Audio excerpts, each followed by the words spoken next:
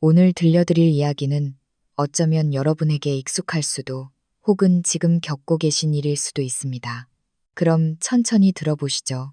대학 시절 저는 도시락 반찬을 아껴 가난한 동기에게 나눠주곤 했습니다. 그리고 5년 후 저는 회사에서 해고당했고 새로운 직장에 면접을 보러 가는 엘리베이터 안에서 그 동기를 다시 만났습니다. 지금은 거대 기업의 회장이 된 그가 저를 보자마자 한 첫마디는 그때 밥 나눠줘서 고마워였습니다. 그해 초 저는 컴퓨터 앞에 앉아 키보드를 두드리고 있었습니다. 손가락이 춤을 추듯 날아다녔죠. 오전 중으로 이번 달 영업 데이터를 정리해 팀장님께 넘기면 오후에는 조금 숨 좀 돌릴 수 있겠다는 계산이 섰습니다. 이 일을 3년이나 했으니 눈 감고도 데이터 흐름이 보였고 어디서 오류가 잘 나는지 보고서 양식은 어떻게 맞춰야 박 사장님 마음에 드는지 훤했죠. 사무실은 조용했고 들리는 것이라곤 타닥타닥 키보드 소리와 옆자리 정 사원이 몰래 껌을 씹는 미세한 소리뿐이었습니다. 마지막 열의 데이터를 확인하고 저장 버튼을 누르려는데 입구 쪽에서 안내 데스크 직원이 소리쳤습니다. 김 대리님, 사장님이 사장실로 좀 오라시는데요. 마우스를 쥔 손이 움찔했습니다. 가슴이 덜컥 내려앉았지만 당황한 티는 내지 않았습니다. 박 사장님은 평소 직원을 따로 부르는 일이 드물었거든요. 큰일이 아니면요. 지난달 실적이 좋아서 연봉을 올려주려나? 아니면 팀장님이 나 일 잘한다고 칭찬해서 새 프로젝트라도 맡기시려나? 옷매무새를 다듬고 사장실로 향했습니다. 지나가는 길에 정사원이 눈을 찡긋하며 속삭였습니다. 파이팅, 김 대리님. 좋은 일 있을지 모르잖아요. 저는 웃어 보이고 사장실 문을 열었습니다.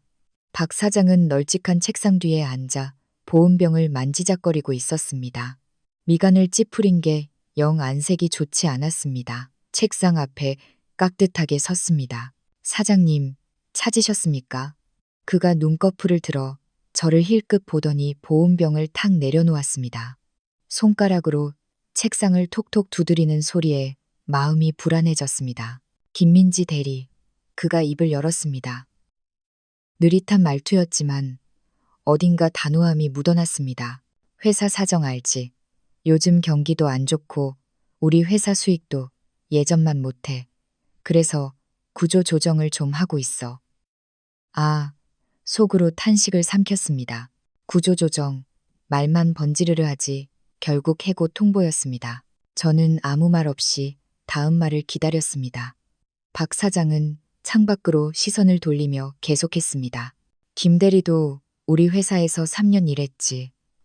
일 처리는 꼼꼼한 거 아는데 이번 조정 명단에 자네가 포함됐어. 이 직무가 지금 상황에선 좀 잉여 인력 같기도 하고 몇몇 프로젝트에서 자네 성과가 다른 직원들에 비해 좀 아쉽달까. 이 말은 도저히 참을 수가 없더군요. 저는 미간을 찌푸리며 말했습니다. 사장님, 그건 말씀이 좀 다르신데요. 지난달 프로젝트 때 저 매일 밤 10시까지 야근했습니다. 클라이언트 요구사항 8번이나 수정해주고 결국 그쪽에서 만족해서 5억짜리 계약 성사시켰잖아요. 잊으셨어요? 그리고 지난주 이 대리 휴가 갔을 때 그 업무 다 제가 처리했습니다. 팀장님도 제가 급한 불 껐다고 고마워하셨는데 그게 어떻게 성과가 아쉬운 게 됩니까? 박 사장은 제 반박에 잠시 멈칫하더니 이내 얼굴을 굳혔습니다. 김 대리, 태도가 그게 뭐야? 회사가 결정하면 회사의 뜻이 있는 거지. 일개 직원이 토를 달아? 아무튼 결정은 났어.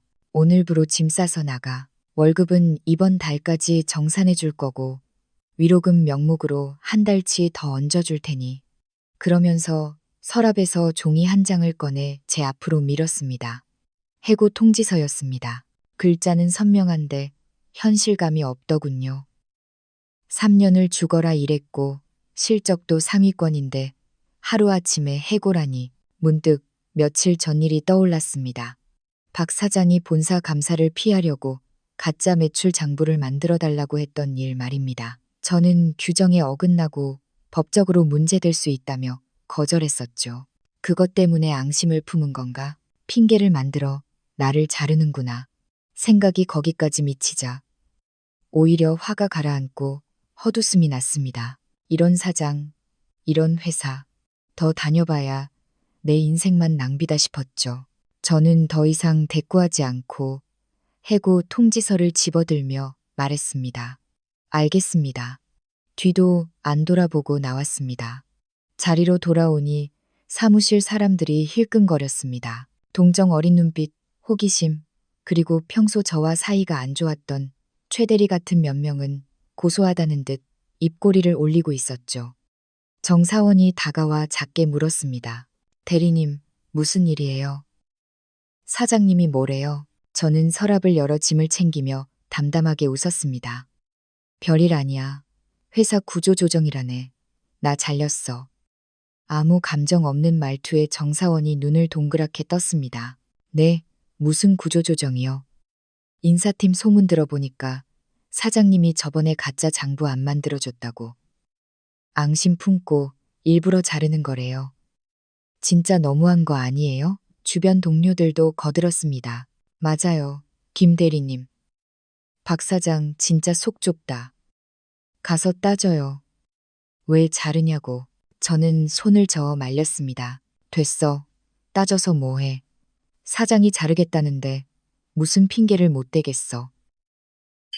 여기서 에너지 낭비하느니 새 직장 찾는 게 낫지.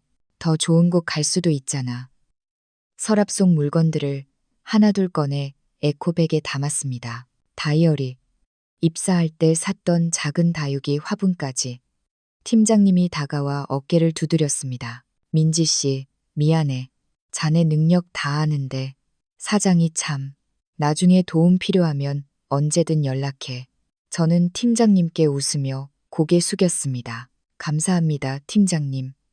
저 괜찮아요. 짐 정리를 마치고 사원증과 열쇠를 반납한 뒤 몇몇 친한 동료들에게 손을 흔들고 회사 문을 나섰습니다. 밖은 햇살이 따가울 정도로 눈부셨습니다. 크게 심호흡을 했습니다. 이상하게 슬프지 않고 오히려 홀가분했습니다.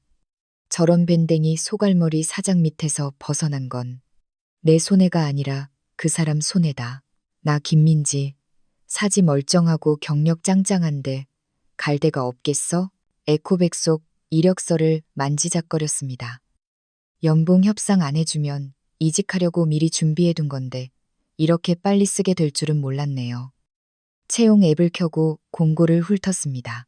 지금보다 연봉도 높고 복지도 좋은 회사가 수두룩했습니다. 두고 봐라. 박 사장.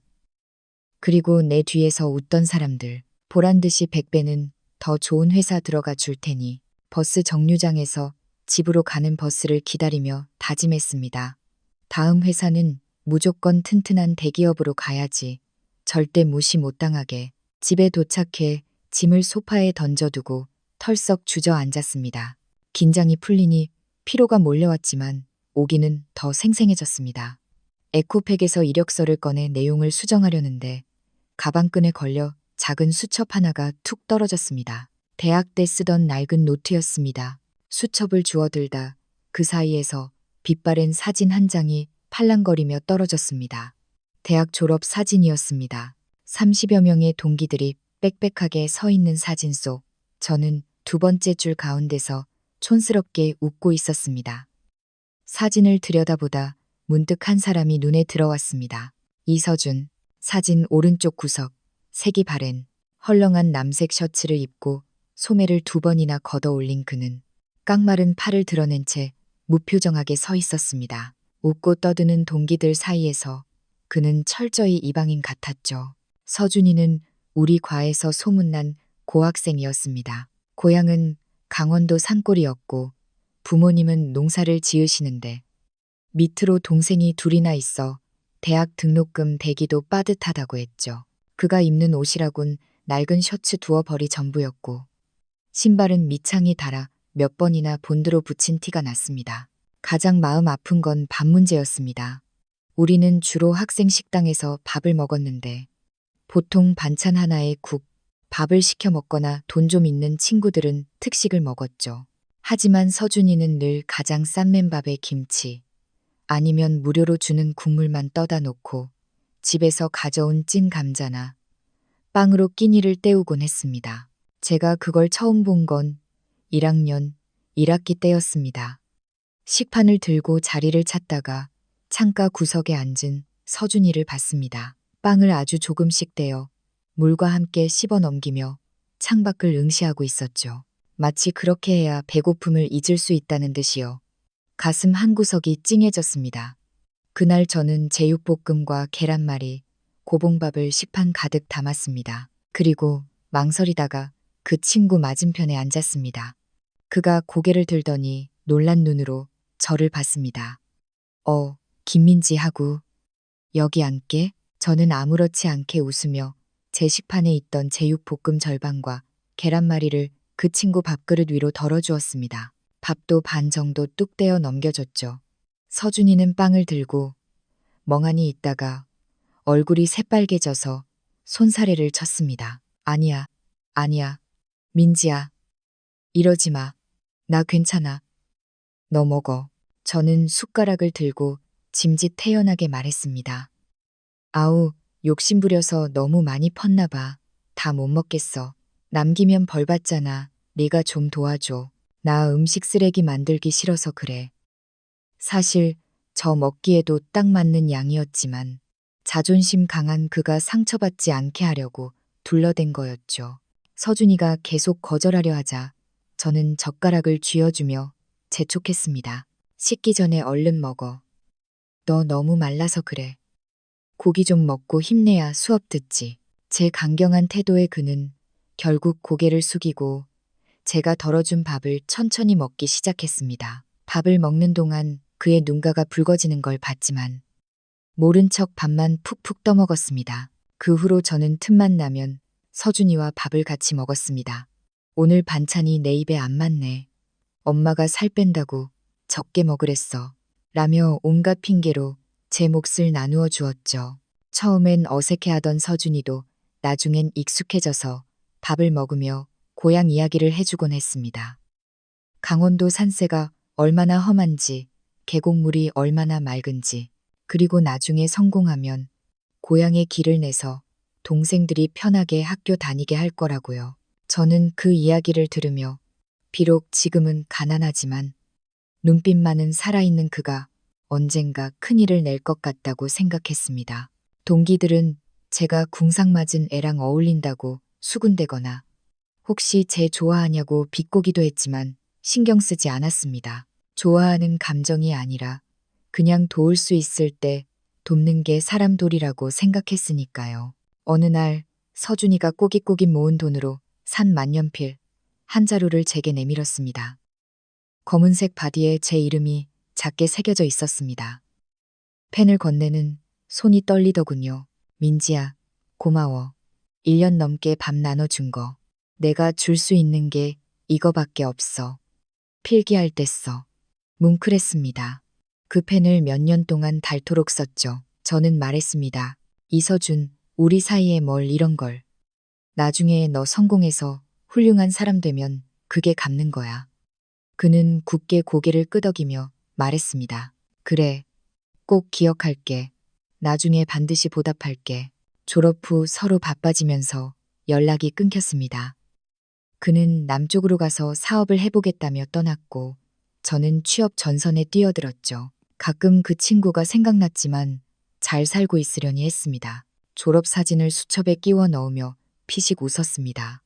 그때는 대가 없이 베푼 호의였는데 지금 생각하니 나 꽤 착했네. 사람 일 어떻게 될지 모른다는데 혹시 나도 서준이를 도왔던 것처럼 누군가에게 도움받을 날이 올까? 이력서 수정을 마치고 채용 사이트에 접속했습니다. 태양그룹 국내 굴지의 대기업이었습니다. 연봉도 높고 복지도 최고인 꿈의 직장. 운영 매니저 공고가 떠 있길래 믿져야 본전이라는 심정으로 지원서를 넣었습니다. 워낙 경쟁이 치열한 곳이라 기대도 안 했죠. 그런데 다음 날 아침 모르는 번호로 전화가 왔습니다. 안녕하세요. 태양그룹 인사팀입니다. 김민지님 맞으신가요? 어제 지원하신 운영 매니저 포지션 관련해서 이력서가 인상 깊어서 면접을 제안드리고 싶습니다. 내일 오전 10시 가능하신가요? 잠이 확 깼습니다. 네, 가능합니다. 감사합니다. 전화를 끊고 침대 위에서 방방 뛰었습니다. 태양그룹이라니. 드디어 쥐구멍에도 볕이 드는구나. 옷장을 뒤져 가장 단정하고 세련된 옷을 골랐습니다. 미색 블라우스에 짙은 네이비 슬랙스. 너무 튀지 않으면서도 프로페셔널해 보이는 옷차림이었죠. 서류도 꼼꼼히 챙겨 파일에 넣고 알람을 2개나 맞추고 잠자리에 들었습니다. 다음 날 아침, 예상보다 일찍 일어나 준비를 마쳤습니다. 넉넉하게 8시 반에 나가면 10시까지 충분하겠다 싶었죠. 그런데 웬걸 출근 시간 강변북로가 주차장이 되어 있었습니다. 버스는 기어가고 시간은 속절없이 흘렀습니다. 9시 10분, 15분 등에서 식은땀이 흘렀습니다. 기사님, 죄송한데 조금만 빨리 가주시면 안 될까요? 저 면접이 있어서요. 기사님도 난처한 표정이었습니다. 아가씨, 앞이 꽉 막혔는데 날아갈 수도 없고 어쩌나. 저 앞에 사고가 났나 봐요. 창밖을 보니 정말 경찰차 경광등이 번쩍이고 차들은 꼼짝도 안 했습니다. 택시 앱을 켰지만 대기 인원만 50명. 옆에 계시던 아주머니가 안타까워하며 거들었습니다. 학생, 다음 정거장에 내려서 지하철 타. 그게 제일 빨라.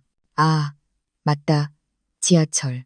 헐레벌떡 버스에서 내려 지하철역까지 뛰었습니다. 구두굽 소리가 또각또각 요란했지만 창피할 겨를이 없었죠. 지하철에 올라타니 9시 35분. 역에서 내려 10분 정도 걸으면 10시 전에는 도착할 수 있었습니다. 숨을 몰아쉬며 내비게이션을 켰는데 이번엔 길을 잃었습니다. 지도 앱이 가리키는 곳은 태양그룹 빌딩이 아니라 시끌벅적한 재래시장이었습니다. 어르신 죄송한데 태양그룹 본사가 어디예요? 지나가던 할아버지께 다급히 물었습니다. 아, 저기 샛길로 나가서 왼쪽으로 꺾으면 보여. 저렇게 큰 건물을 못 찾았어? 감사하다는 말을 남기고 다시 뛰었습니다. 골목을 빠져나오니 웅장한 유리 건물 꼭대기에 태양그룹 로고가 번쩍이고 있었습니다. 시간은 9시 50분. 입구 보안 요원에게 이름을 확인하고 로비로 들어섰습니다. 바닥이 거울처럼 반짝이고 곳곳에 예술 작품이 걸려있는 로비는 웅장함 그 자체였습니다. 역시 대기업은 공기부터 다르네. 감탄하며 엘리베이터 앞에 섰습니다.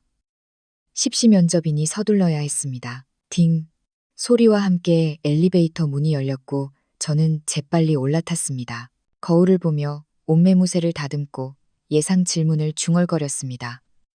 퇴사 사유는, 지원 동기는. 그때 엘리베이터가 1층에서 멈추더니 다시 문이 열렸습니다. 회색 맞춤 정장을 입은 키 큰 남자가 들어왔고 그 뒤로 검은 정장의 수행원 2명이 따르려다 밖에서 멈춰 섰습니다. 문이 닫히고 단둘만 남았습니다. 남자는 180cm가 넘는 키에 딱 봐도 고급스러운 옷차림, 손목엔 명품 시계가 번쩍였습니다. 분위기가 예사롭지 않았습니다. 임원인가? 괜히 눈 마주치지 말자. 저는 구석으로 몸을 붙이고 층수 표시만 노려봤습니다. 그런데 그 남자가 저를 빤히 쳐다보는 시선이 느껴졌습니다. 2층에 도착해 내리려는데 낮고 굵은 목소리가 들렸습니다. 저기, 우리 어디서 본 적 있지 않습니까? 저는 멈칫해서 고개를 들었습니다. 저를 보는 눈빛에 의구심과 호기심이 섞여 있었습니다. 아, 안녕하세요. 저는 오늘 면접 보러 온 지원자입니다. 제가 워낙 흔한 인상이라 착각하셨나 봐요.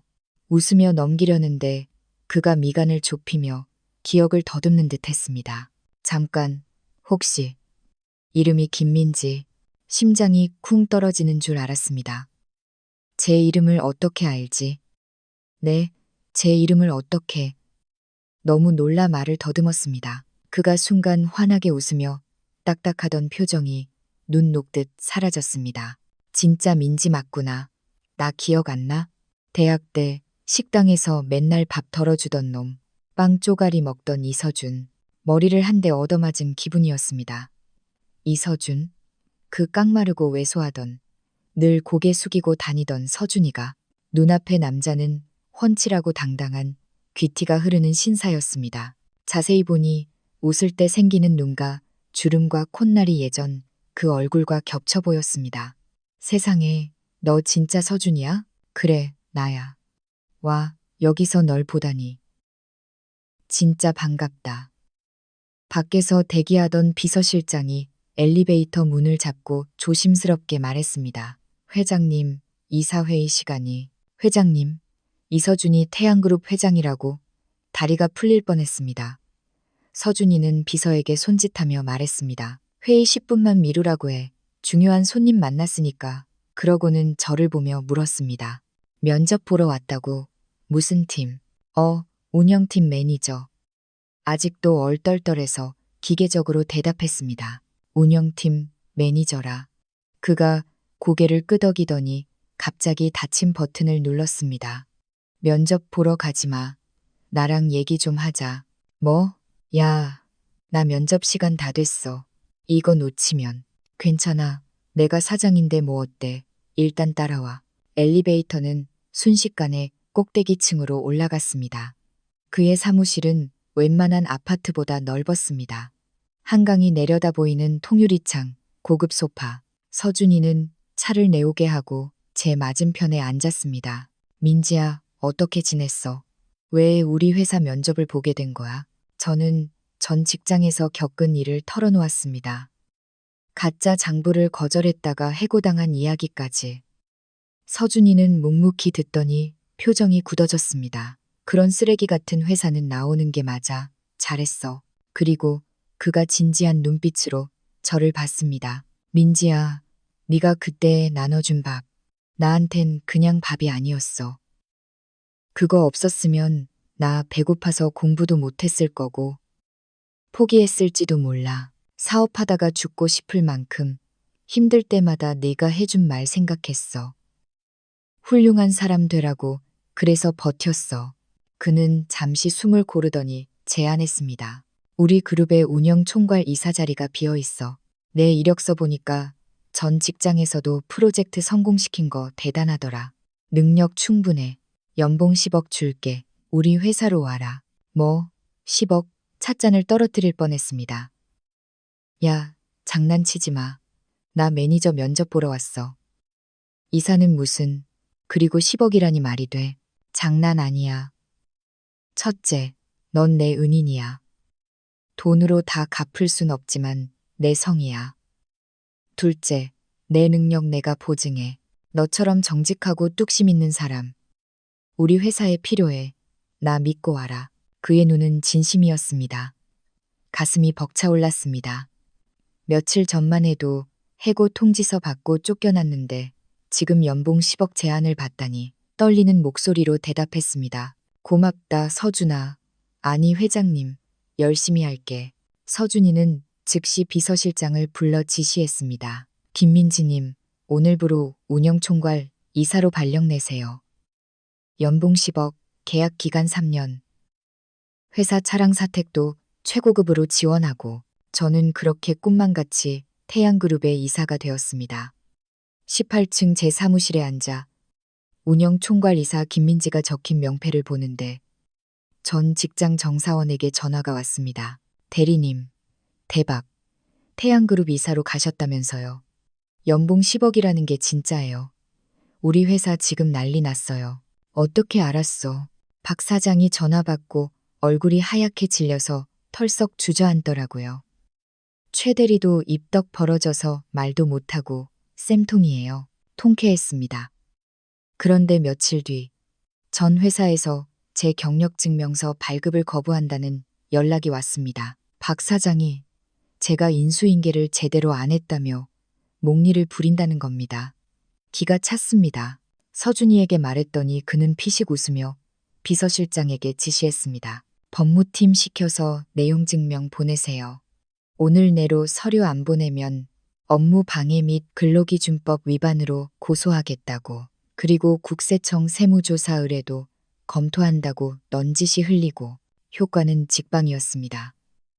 1시간도 안 돼서 퀵으로 서류가 도착했고 박 사장이 싹싹 비는 사과 문자까지 왔습니다. 알고 보니 박 사장이 악의적으로 소문을 퍼뜨리려던 거래처들이 오히려 태양그룹 이사가 된 인재를 놓친 회사랑은 거래 못하겠다며 계약을 줄줄이 취소했다고 합니다. 그 후로도 박 사장의 악행은 계속 드러났습니다.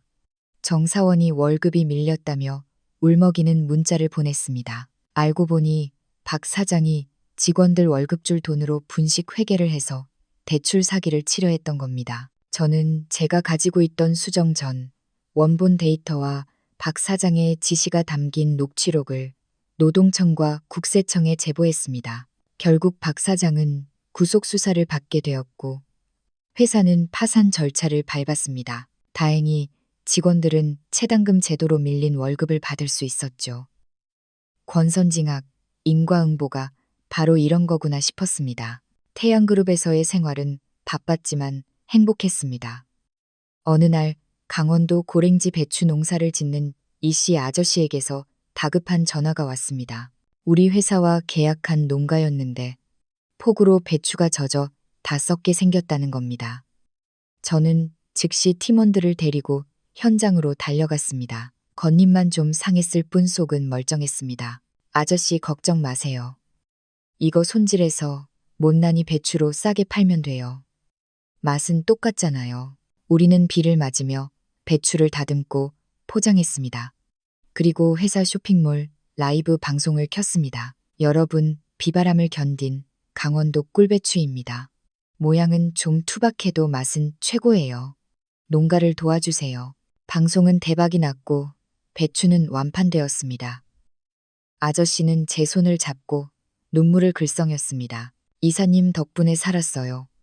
손자 등록금 못 낼 뻔했는데 돌아오는 차 안에서 흙투성이가 된 옷을 보며 웃음이 났습니다. 서준이가 말했던 나눔의 기쁨이 이런 거구나. 또 서준이와 함께 그의 고향 마을에 도서관을 지어주는 프로젝트도 진행했습니다.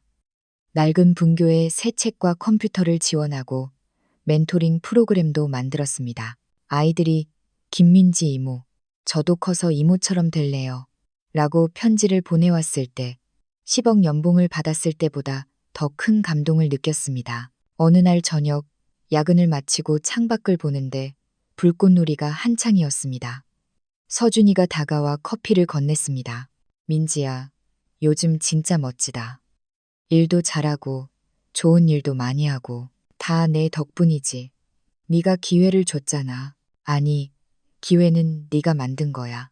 네가 심은 선행의 씨앗이 열매를 맺은 거지. 그 말이 마음에 깊이 남았습니다.